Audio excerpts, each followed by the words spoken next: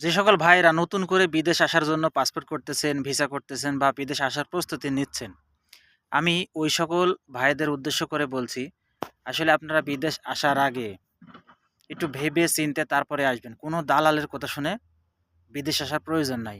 আপনাদের কোনো যদি নিকট আত্মীয় বিদেশে থাকে বা যে কোনো প্রবাসে থাকুক না কেন, তাদের কাছ থেকে পরামর্শ নিবেন যে আসলে আসা যাবে কিনা, তারপরে বিদেশ আসবেন। কারণ দালাল একটা কথা বলবে, আপনি এখানে আসবেন আরেকটা হয়ে যাবে।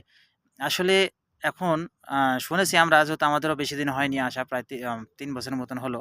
আ শুনছি যে প্রবাসে অনেক টাকা ইনকাম করা যায়। প্রবাসে মানে নানান সুযোগ সুবিধা, কিন্তু আমরা ইদানিং দেখছি যে আসলে আসার পরে যে সকল লোকজন ১৫ বছর ২০ বছর ধরে এই বিদেশের মাটিতে রয়েছে, ওই সকল লোকদের মুখ থেকে শুনছি যে আগের প্রবাস আর এখনকার প্রবাস রাত আর দিন, আকাশ আর পাতাল।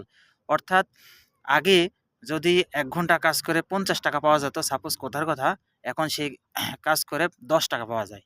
অর্থাৎ এত টাকার ডিফারেন্স কমে গেছে। তাই আপনাদেরকে বলতেছি, তারপরেও আবার কি জানেন? এখন ডিউটি করতে হয় বেশি, তখন ডিউটি করতে হচ্ছে কম, এখন ডিউটি করতে হয় বেশি। এক কথায় সমস্ত সুযোগ সুবিধা শেষ। মানে সুযোগ সুবিধা নেই বললেই চলে। এখন প্রবাস আর দেশ প্রায় সমান, সেম হয়ে গেছে। তাই যেই সকল আবার এখন আগের তুলনায় ডিউটি করতে হয় বেশি, কাজ করতে হয় বেশি, অর্থাৎ আবার মজুরি কম। যেনারা ফ্রি ভিসায় রয়েছেন, আমি লোকে মুখে শুনছি বা যারা বিদেশের মাটিতে আসে, যে যেসব লোকদের, অর্থাৎ যারা মিস্ত্রি, প্রকৃত মিস্ত্রি, তাদের ৳১৫০, ৳২০০ মানে রিয়াল পর্যন্ত এই সৌদি আরবে বেতন ছিল। আর সেসব এখন ৳১২০, ৳১৩০, বড়জোর ৳১৪০। এর চাইতে আর কারো একদিনের হাজিরা নেই। তাহলে বোঝেন যে কতগুলো দূরত্ব সৃষ্টি হয়েছে এখন এই প্রবাসের মাটিতে। তারপরে আবার প্রায় সৌদিয়ানরা এখন কাজ করার পরে ঠিকঠাক মতন টাকা পরিশোধ করে না। আর যদিও করে, তাহলে দিনের পর দিন ঘোরায়। ১ সপ্তাহ, ২ সপ্তাহ, ১ মাস, এমন ২ মাস, ৩ মাস পর্যন্ত ঘুরায়। এমনকি অনেকেই মার দেয়।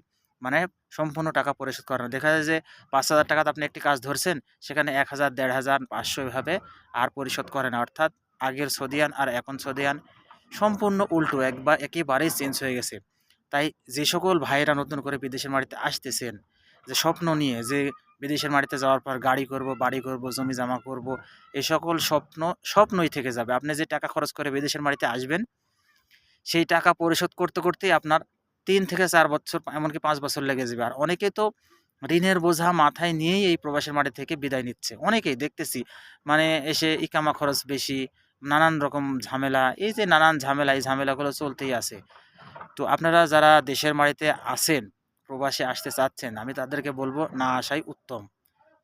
না আসাই উত্তম। আপনারা যদি দেশে যেকোনো একটা ব্যবসা করেন, কাজ করেন, যেকোনো একটা ছোটখাটো যেকোনো ব্যবসা করতে পারেন।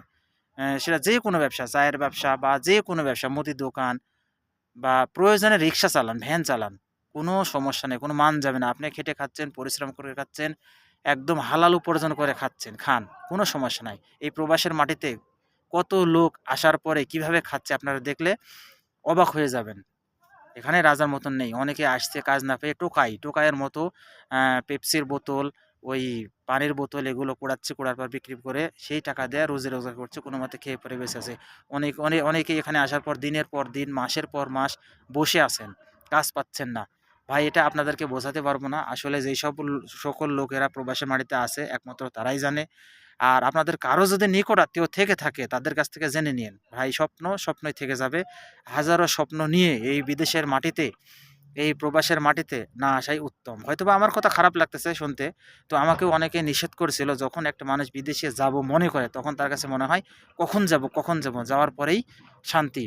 যাওয়ার পরে অনেক টাকা ইনকাম করবো। কিন্তু না, এই প্রবাসের মাটিতে আসা সহজ, কিন্তু যাওয়াই কঠিন। কিন্তু আগে দেশে থাকতে মনে করতাম যে বিদেশ যাওয়া কঠিন, ফেরত আসা যেকোনো মুহূর্তে। একবার এসে দেখুন, এখানে আসা কঠিন, কিন্তু ফেরত যাওয়া অতটা সহজ নাই। কারণ আপনি নানানভাবে ঋণগ্রস্ত হবেন, নানান সমস্যা হবে, নানান দায়িত্ব আপনার মাথার উপর চাপবে। এক কথায় সব দিক দিয়ে আপনি অশান্তিতে থাকবেন। মাথার চুল পেকে যাবে। আপনি যদি দেশের মাটিতে থেকে সাপোজ হায়াত, মউত, রিজিক সবকিছু আল্লাহর দান, তারপরেও এই প্রবাসের মাটিতে থাকলে যদি আপনি ১০ বছর বাঁচেন, দেশের মাটিতে থাকলে ১৫ বছর বাঁচবেন। যদিও আমার কথাটা এটা খারাপ, আল্লাহ মাফ করুক। কিন্তু সত্যি এখানে আসলে আপনার টেনশন বেড়ে যাবে, সবকিছু বেড়ে যাবে। আর নানান লোকের নানান কথাবার্তা তো আপনার ঢুকবেই। মুদিরের কথা বলেন বা সৌদি আরবের কথা বলেন, সেই কথাগুলো এমন, এমন কথা আপনাকে বলবে, না পারবেন আপনি সইতে, না পারবে কিছু করতে। যেহেতু এটা প্রবাস। তো আমার কথায় কেউ কিছু মনে করবেন না। আপনারা যা করবেন ভেবে চিন্তে তারপরে করবেন। তো সবাই ভালো থাকবেন। আল্লাহ হাফেজ।